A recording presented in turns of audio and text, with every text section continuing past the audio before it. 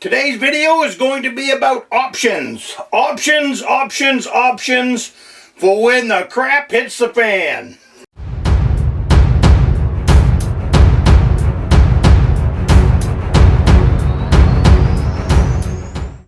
Today's video is going to be about options. Options for when the crap hits the fan.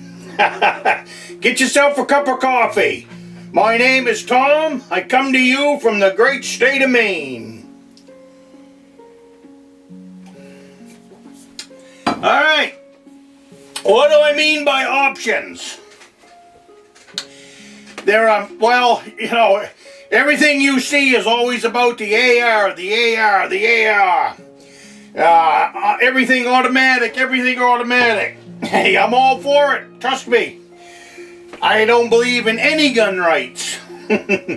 Unless you are a true criminal, or unless you are completely nuts, you have the right to own an arm, and that's what I believe in.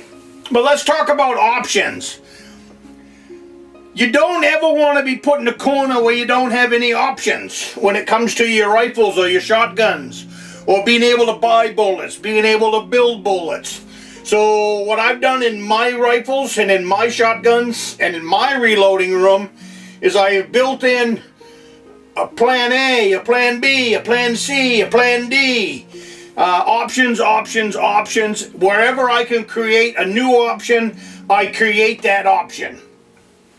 Because, hey, one at a time, they want to take your guns away from you. So the more options you can give yourself, the better chance you're going to have at keeping yourself armed for the long term. And what I mean by that, I've dragged out a bunch of ordinary shotguns and rifles today. I don't believe I can get through this in one video. But what I mean by options is especially when it comes to your reloading, and because a rifle or a shotgun with no bullets is a piece of junk. It's nothing more than a paperweight. You've heard me say that many times on this channel over the years. So how have I created options in my reloading room to make sure that I can shoot and continue to shoot? And this isn't something I started last year. It's not something I started 2 years ago or 10 years ago. This is something I started 30 years ago. And what I mean by 30 years ago? Well, 30 years ago I got thinking, you know, one of the last guns that they're going to want to take away from you is black powder guns. So I brought out one of my nicest ones, I think anyways. This is a double barrel 12 gauge black powder. It takes the number 11 cap on the end of it. So that means that over time, I stocked up on number 11 caps for the 12 gauge shotgun. That way, I can load this with anything. That was my thought process back then. Now, I'm not pushing any one brand of powder for the black powder guns, but this is one of the powders that I stocked up on years ago. When it was a good, they got a lot better powders now. I shoot my black powder rifles with triple number 7. But for shooting birdshot, for shooting rock salt, for shooting broken pieces of wire, you can load this gun up, you can get yourself a roll of trapper wire and snip that thing right into an ounce until you've got an ounce of snipped up wire, and you've got shot for this gun. This gun will take anything. I own at least 3 12 gauge shotguns in black powder for that particular reason. We can load it up with broken glass. We can load it up with pebbles off the side of the road. You get in a stream. You can go to a stream and load up this thing with pebbles out of the stream. There's no end to what you could put in this gun for ammunition. So this was my option 30 years ago when I started building up a collection of firearms that were options. And then we moved up. The same thing when you're looking at rifles and pistols.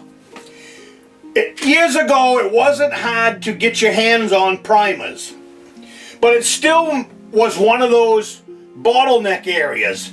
You know, in deer hunting, we talk about funnels. We talk about deer funnels and stuff like that. If you can place a deer stand on a great funnel, you've got a good tree stand. Well, it's the same thing up here in this reloading room.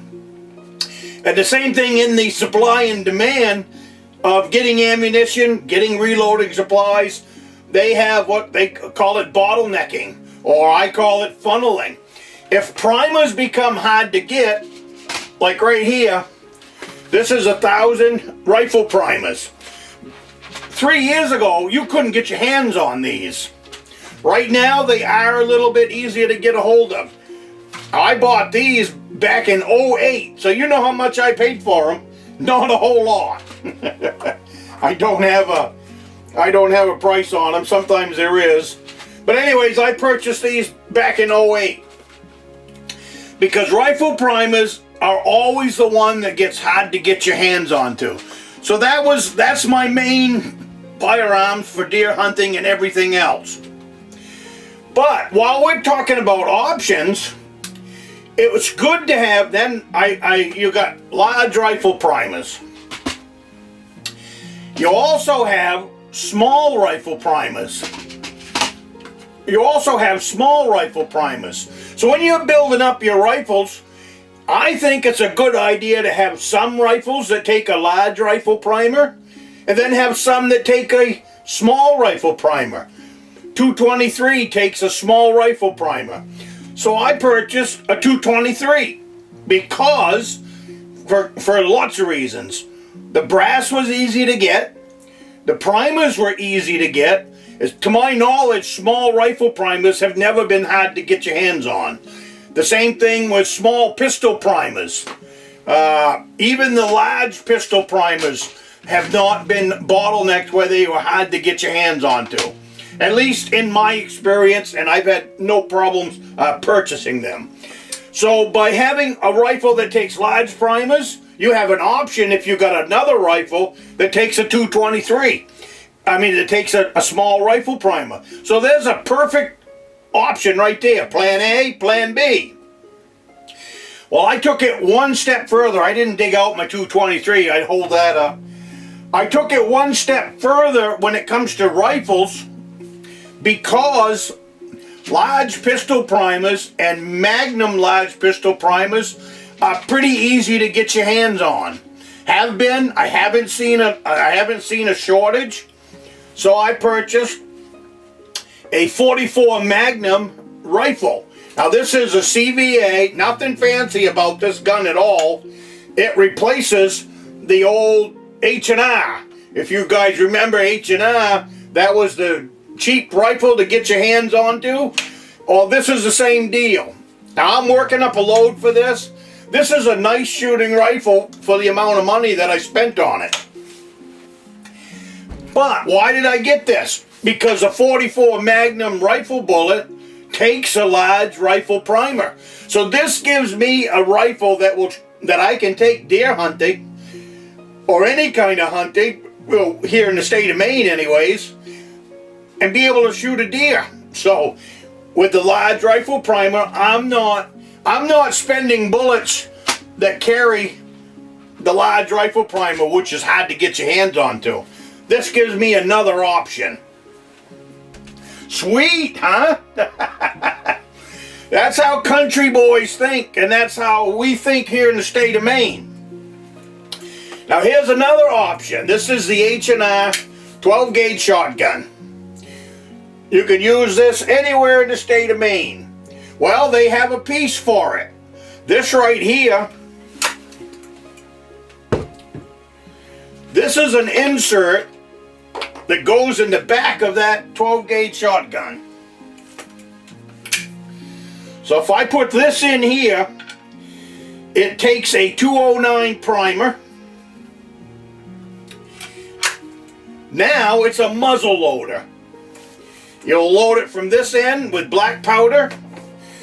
You put your shot in, you put your wads in, and you got yourself a 12 gauge muzzle loader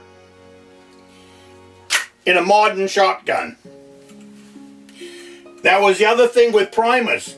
Now, you know, primers are hard to get. Well, the 209 primers wasn't too awful bad. I do know that they did bottleneck there for a while. I was all set. I'm not worried about it. I've got plenty of 209s. But this was another option with a different primer than my large rifle primers or my pistol primers. And also with the 209 primer, it's the same one for building shotgun ammunition. If I wanted to reload my shotgun shells, I've got my cases. I've got my, they're called hulls when it comes to shotgun shells. I got my hulls, and then I've got my primers. I've got my birdshot. You get a cheap bag of wads. They don't cost next to nothing. Probably $11 for 250 of them. And let's see, and well, the shot, you can buy there's no shortage on buying birdshot. So that takes care of that. Behind me, you'll see the 308. That's my long rifle. That takes, can't remember if that takes large rifle or small rifle. I guess I'd have to look that up. Can't remember everything all at once, you know.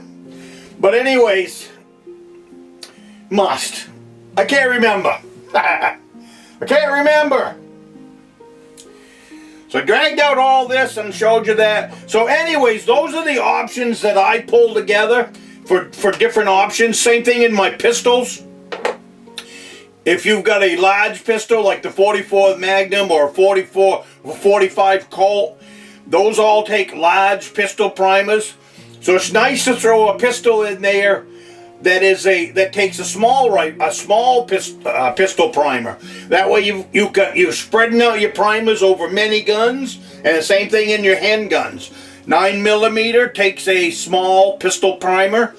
44 Magnum takes a large pistol primer, and the 45 Colt takes a large pistol primer. So by diversifying in my reloading room and in the rifles and shotguns and pistols that I have purchased over the years, that just breaks it up and gives me a plan A, plan B, plan C, and plan D when it comes to my rifles and my shotguns. Because the more stuff that you can make it so it makes it worse for them to get your stuff, then the easier it is for you to keep your arms on the Second Amendment, as well as keep your arms on your firearm. This right here is a 17mm air rifle. This thing, I forget what it is for velocity. This thing will push the thing down and it's accurate as hell with that scope on there. So what we do with this is we'll shoot this with the boys. This is a Remington. I'm not even sure if they make them still or not, but this is a Remington single shot air rifle. So this is a great rabbit gun, squirrels, anything in that department. As long as you can, it doesn't have the reach. I mean, I've never really gone out to 50 yards or anything like that with it to see what it can do out at those places. I mainly bought this so that when the boys come to camp, we can sit there by the campfire and shoot the target with the boys. So I think that will take care of this. So as always, have a great week, and I will see you in the next one.